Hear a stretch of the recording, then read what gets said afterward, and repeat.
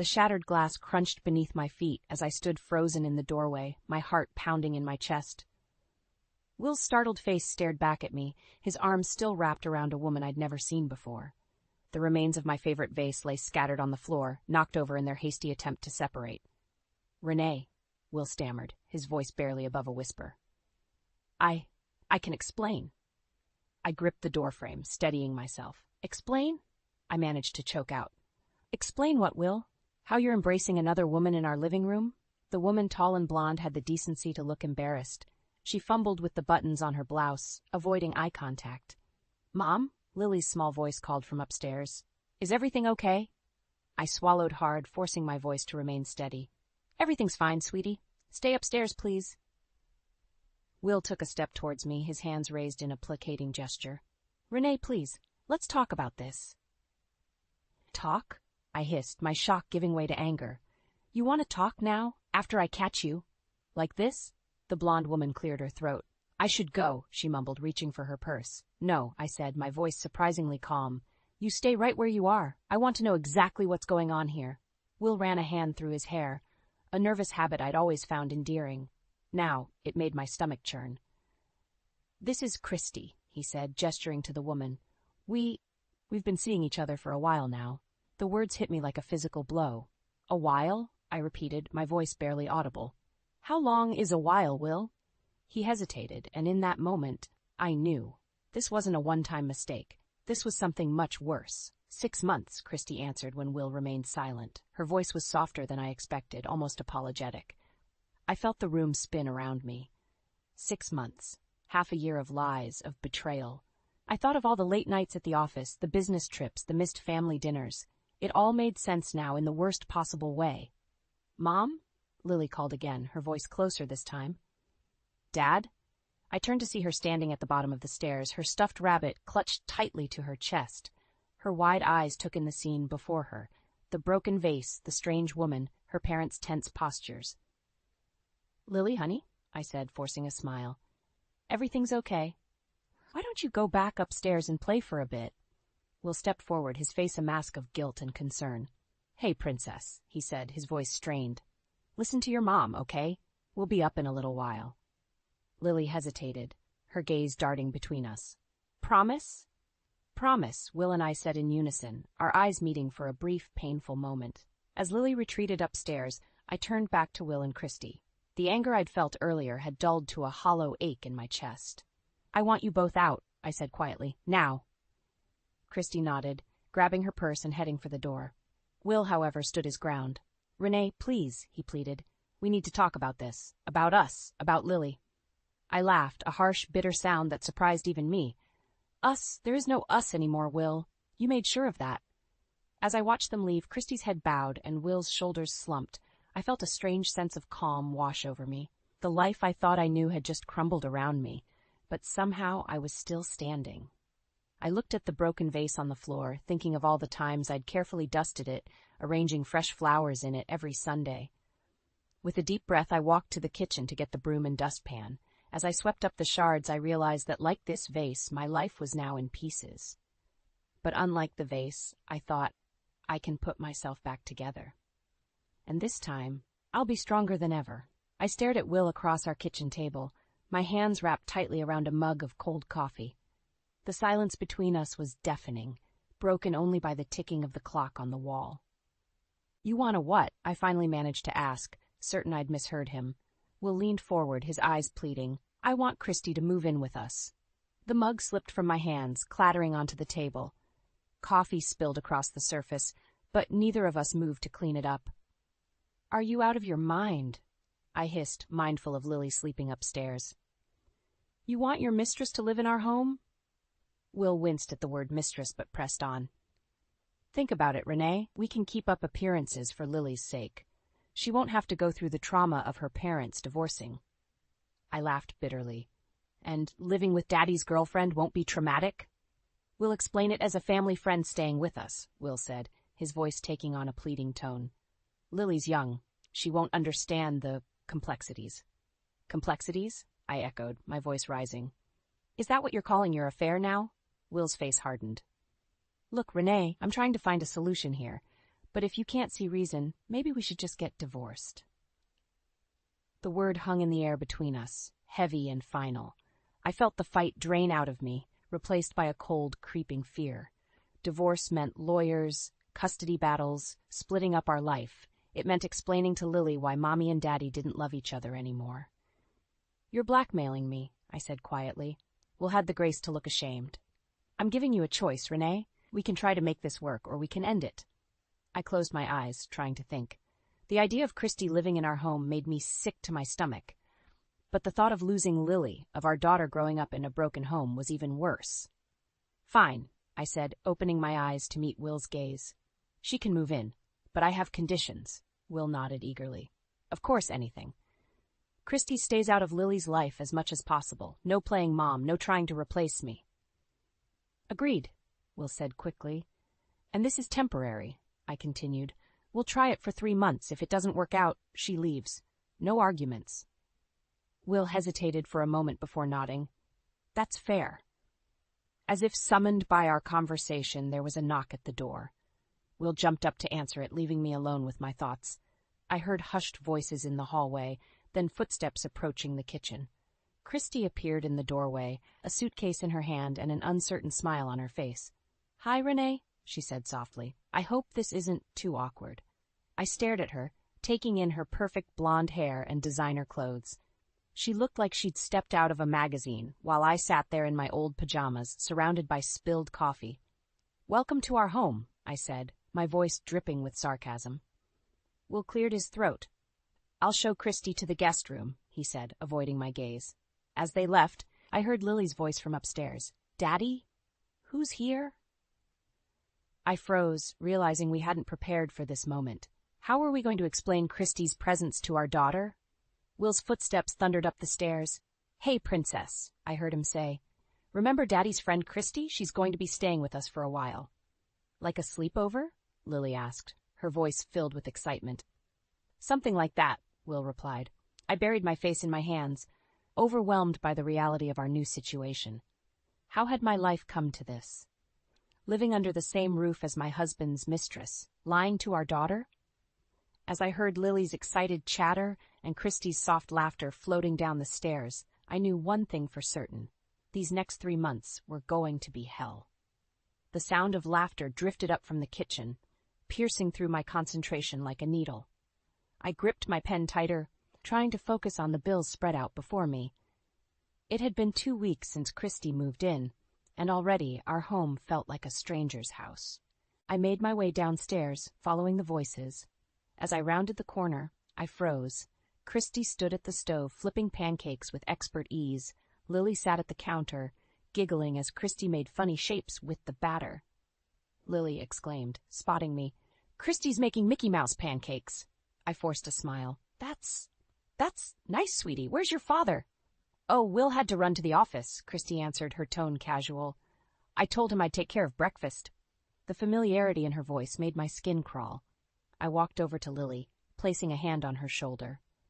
"Honey, why don't you go get dressed? We need to leave for school soon." As Lily scampered off, I turned to Christy. "I appreciate you helping out, but I can handle breakfast for my own daughter." Christy's smile never wavered. "Of course, Renee. I just thought I'd give you a break. You seem so stressed lately." Before I could respond, Will walked in, briefcase in hand. He kissed Christy on the cheek, then nodded at me. "Morning, Renee. Everything okay?" I bit back a sharp retort. "Fine, just getting Lily ready for school." Will glanced at his watch. "Actually, I can drop her off on my way to work. Christy, want to come along for the ride?" I watched in disbelief as Christy beamed, quickly untying her apron. "I'd love to. Let me just grab my purse."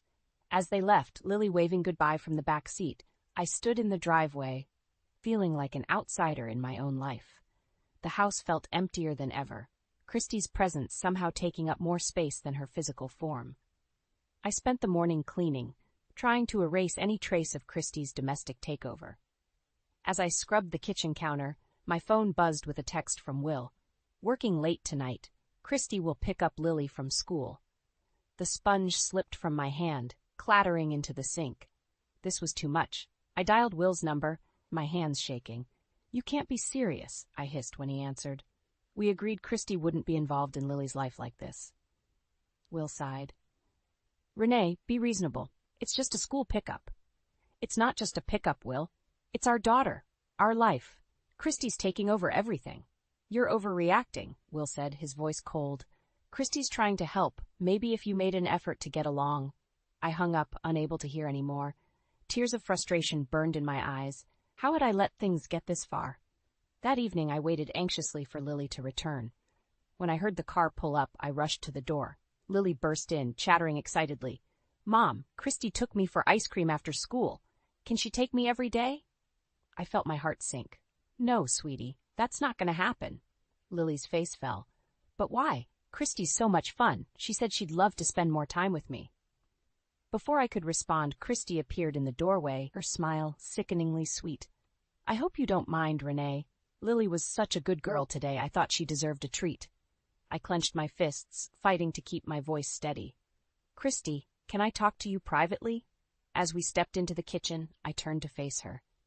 This needs to stop. You're not Lily's mother. You're not part of this family. Christy's smile faded, replaced by a cold stare. I'm more a part of this family than you are now, Renee. Will loves me, Lily adores me. Face it, you're the odd one out here.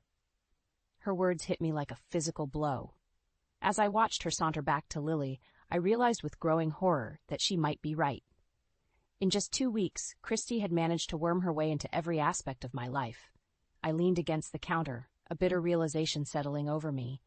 This wasn't just about saving my marriage anymore. I was fighting for my place in my own family. And right now, I was losing. I clutched the steering wheel, my knuckles white as I navigated through the busy Saturday morning traffic. Today was supposed to be my special day with Lily, our monthly mother-daughter outing to the botanical gardens. But as I pulled into the driveway, my heart sank. Christy's sleek sports car was parked where mine usually sat, and I could hear laughter coming from inside the house. I steeled myself and walked in, the sound of my own footsteps foreign in what used to be my sanctuary. Lily, I called out. Are you ready to go, sweetie? Christy's voice answered instead. Oh, Renee, I'm so glad you're here. I was just about to call you. I rounded the corner to find Christy and Lily on the couch, surrounded by craft supplies. Lily looked up, her face falling slightly. Mom, I forgot about our garden trip. Christy's teaching me how to make friendship bracelets. Christy's smile was saccharine. I hope you don't mind. Lily mentioned she was bored, so I thought we'd do a little project. I bit back my anger, forcing a smile for Lily's sake. That's nice. But Lily, we've had this trip planned for weeks. Don't you want to see the new butterfly exhibit? Lily hesitated, looking between Christy and me. Can't we go next weekend? Christy said she'd take me to the mall today, too. Each word felt like a dagger. I watched as Christy placed a hand on Lily's shoulder, her eyes meeting mine in silent challenge. Now, Lily, Christy said softly, your mom had plans with you. We can do the mall another time. I saw right through her act. She was playing the understanding adult, making me look like the unreasonable one if I insisted on our original plans. It's fine, I heard myself say, the words tasting bitter. You two have fun. We'll reschedule. As I turned to leave, Christy called out, Oh, Renee, while you're out, could you pick up some groceries? I was thinking of making my special lasagna for dinner. I froze, my back to them. My special lasagna, the one Will always raved about, the recipe passed down from my grandmother. I spun around, ready to unleash my fury, but stopped short at the sight of Lily's hopeful face. Sure, I managed, my voice strained. I'll do that. I fled to the safety of my car, tears blurring my vision. As I sat there, trying to compose myself, my phone buzzed. A text from Will. Great idea letting Christy take Lily shopping. She needs new clothes anyway. Something inside me snapped. I started the car and drove, with no destination in mind. I found myself at a small park, the same one where Will had proposed years ago. I sat on a bench watching families enjoy the sunny day, and pulled out my phone.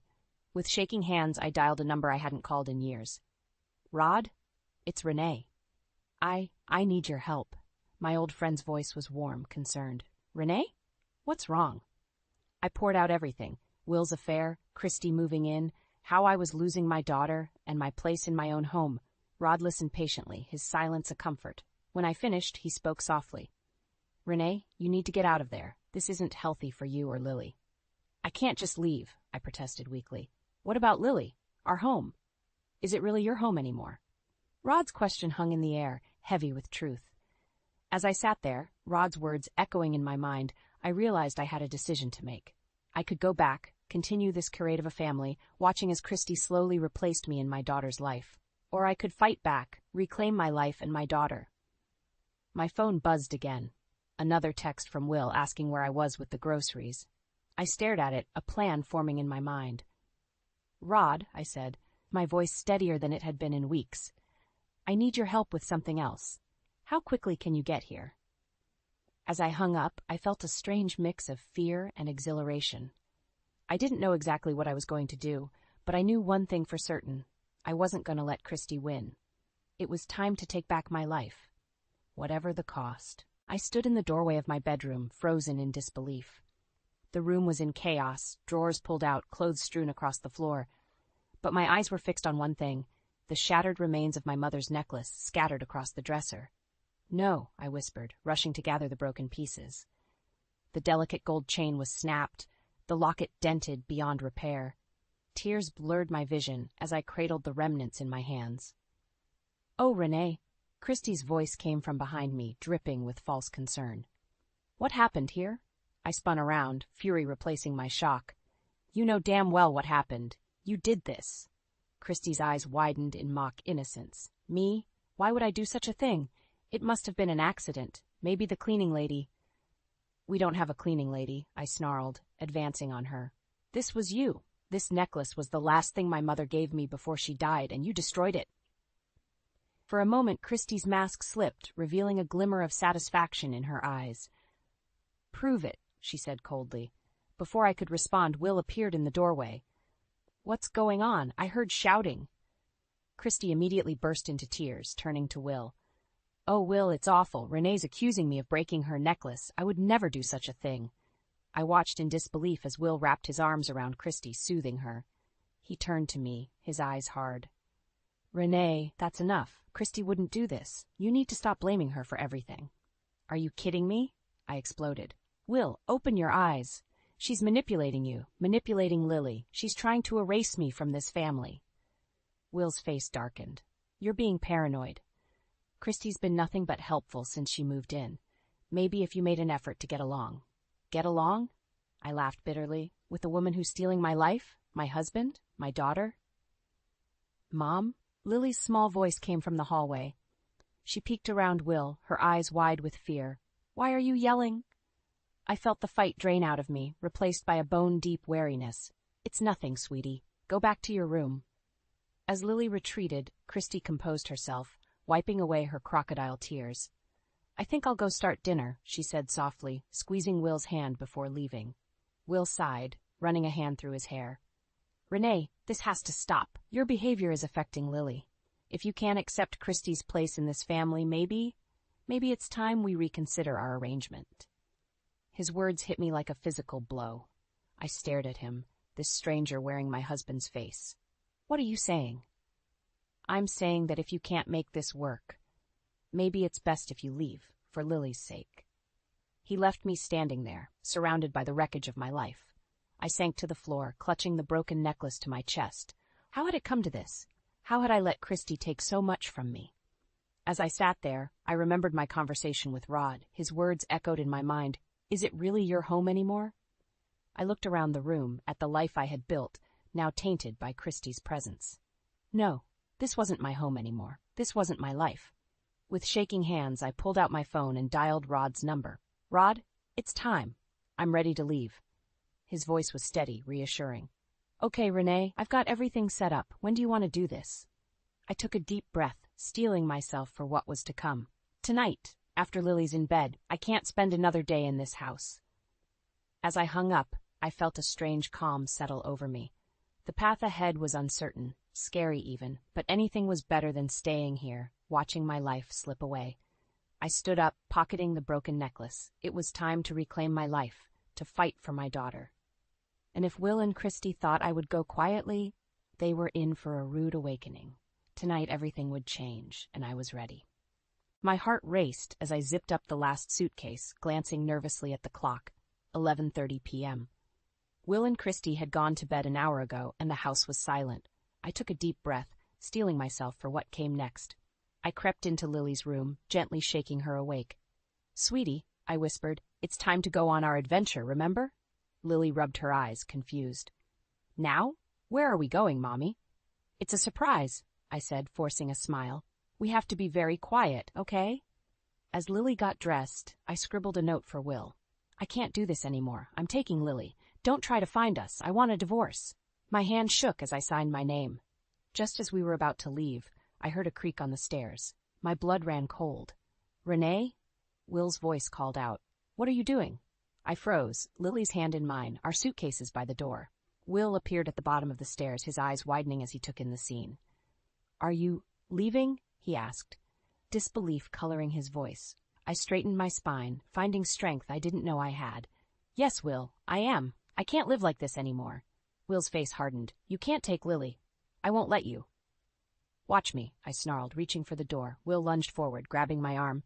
"Renee, stop! Let's talk about this." Lily whimpered, clinging to my leg.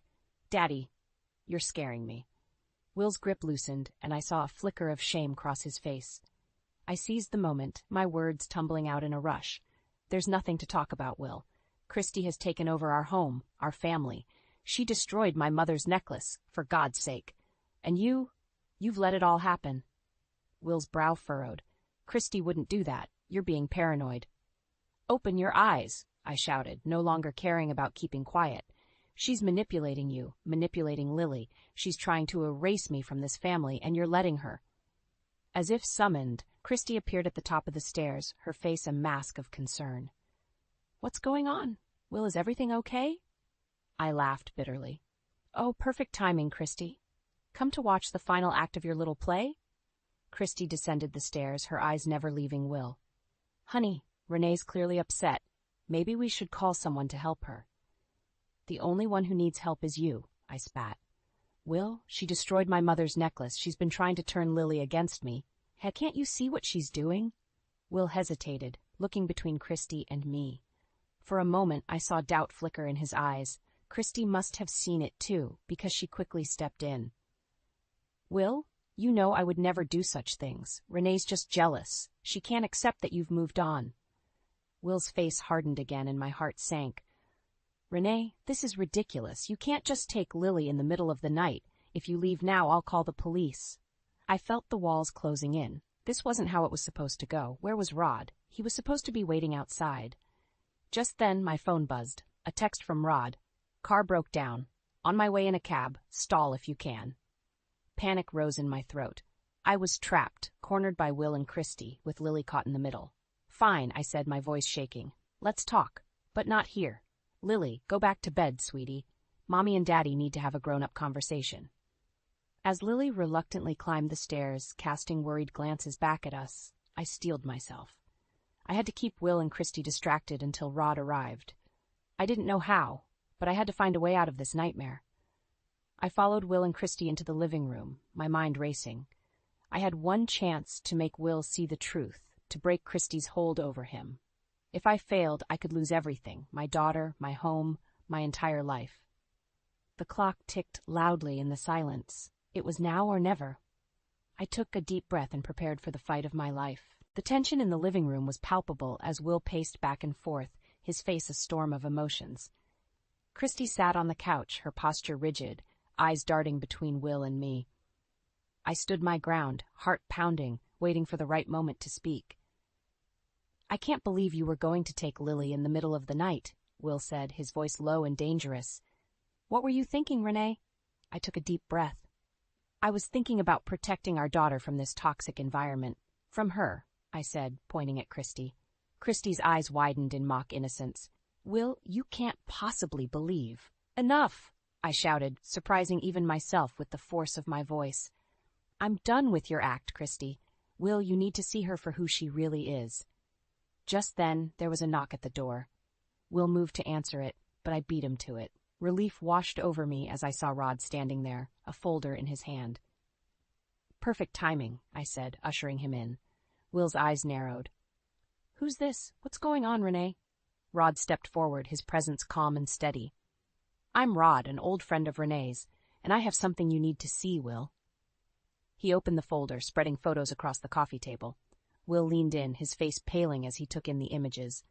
They showed Christy sneaking into our bedroom, rifling through my jewelry box, and finally, the damning evidence, Christy deliberately smashing my mother's necklace. That's not possible, Will stammered, looking at Christy. Tell me this isn't true. Christy's mask finally cracked. Her eyes flashed with anger as she stood up. So what if it is? That necklace was nothing compared to what she took from me, you, Will. Our chance at a real family. Will stumbled back as if he'd been struck. You did this? You lied to me? I stepped forward, my voice steady. She's been lying this whole time, Will, manipulating you, trying to push me out of Lily's life. Can't you see that now? Will's face crumpled, the weight of the truth finally sinking in. He turned to Christy, his voice barely above a whisper. Get out. Now. As Christy stormed out, slamming the door behind her, Will collapsed onto the couch, head in his hands. Renee, I'm so sorry. I didn't want to see. I felt a mix of emotions, relief, vindication, but also a deep sadness for what we'd lost. It's too late for sorry, Will. The damage is done. Rod placed a hand on my shoulder, offering silent support. I drew strength from his presence as I faced Will. I want a divorce, I said, my voice firm. And I'm taking Lily with me. We need a fresh start away from all of this. Will looked up, his eyes red-rimmed. Please, Renee, we can work this out. I'll do anything. No, I cut him off. We can't go back. Not after everything that's happened. Rod stepped forward, placing a document on the table. I took the liberty of drawing up divorce papers. It would be best for everyone if we could resolve this amicably. Will stared at the papers, defeat written across his face. Slowly, he reached for a pen. As he signed, I felt a weight lift from my shoulders. It was over. We were free. But just as Will set down the pen, we heard a scream from upstairs. Lily's scream. We all froze for a split second before racing towards the stairs.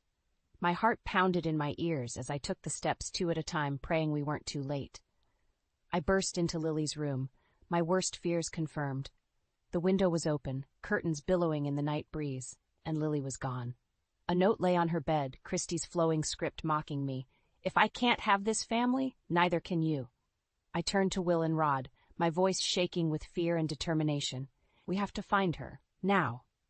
As we rushed out into the night, I knew the real battle was just beginning. Everything I'd fought for, everything I loved, hung in the balance. And I would stop at nothing to get my daughter back. The next few hours were a blur of frantic searching and desperate phone calls. Will contacted the police while Rod and I scoured the neighborhood, calling Lily's name into the dark night. As dawn broke, we reconvened at the house, exhausted and terrified. Just as despair threatened to overwhelm me, my phone rang. An unknown number. Hello? I answered, my voice trembling. Mommy?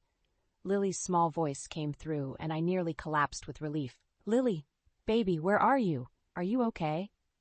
I'm scared, Mommy. Christy says we're going on a trip, but I want to come home. I locked eyes with Will, mouthing, traced the call as I kept Lily talking. It's okay, sweetie. We're coming to get you. Can you tell me where you are? As Lily described her surroundings, Will relayed the information to the police. Within minutes, we were in the car, following the police to an old motel on the outskirts of town. The scene that unfolded was chaotic. Police cars surrounded the motel, their lights flashing. Christy was led out in handcuffs, her face a mask of rage and defeat. And then there was Lily, running towards me with tears streaming down her face. I scooped her up, holding her tight, my own tears flowing freely. It's okay, baby. You're safe now. I've got you. As the adrenaline wore off, the reality of what we'd been through hit me. I looked at Will, who stood awkwardly to the side, his face a mix of relief and shame. Renee, he started, but I shook my head. Not now, Will. We need to take care of Lily. The next few weeks were a whirlwind of police statements, therapy sessions, and legal meetings. Christy was charged with kidnapping, and the divorce was finalized. Through it all, I focused on Lily, helping her heal from the trauma she'd endured. As we packed up our things to move to a new house, I found the broken pieces of my mother's necklace. I held them in my hand, remembering the pain and anger I'd felt when Christy destroyed it. But now, looking at the fragments, I saw something different. I saw a chance for renewal. That weekend, I took Lily to a jewelry making class. Together, we used the pieces of my old necklace to create something new, a beautiful mosaic pendant that incorporated both the old and the new. As I fastened the necklace around Lily's neck, I saw a sparkle in her eyes that had been missing for too long. "It's like us, Mommy," she said, touching the pendant. "We're different now, but still beautiful." Her words brought tears to my eyes. "That's right, sweetheart. We're stronger now, and we have each other." Months passed, and slowly we built a new life. Our new home became a haven of peace and love. I watched Lily flourish, her smile returning, her nightmares becoming less frequent. And I found myself changing too, growing stronger and more confident with each passing day. One evening, as Lily and I sat on our new porch swing watching the sunset, she turned to me with a serious expression. "Mommy, are you happy now?" I pulled her close, kissing the top of her head. "Yes, baby. I'm very happy. Are you?" She nodded, snuggling into my side. "I like our new life, just you and me." As I held my daughter, I reflected on the journey that had brought us here. The pain, the betrayal, the fear, it had all led to this moment of peace and contentment. I thought of the women in my support group, many of whom were still struggling to break free from toxic relationships. I made a silent vow to help them, to share my story and show them that there was hope on the other side. The sun dipped below the horizon, painting the sky in brilliant shades of pink and orange. I closed my eyes, feeling a sense of gratitude wash over me. We had weathered the storm, Lily and I, and come out stronger on the other side. As the first stars appeared in the darkening sky, I made a wish. Not for myself, but for all the women out there facing their own battles. I wished them the strength to stand up for themselves, the courage to walk away from toxicity, and the wisdom to know that they deserved so much more. With Lily's warm weight against me and the cool evening breeze on my face, I knew that this moment of peace, love, and new beginnings, this was what true happiness felt like.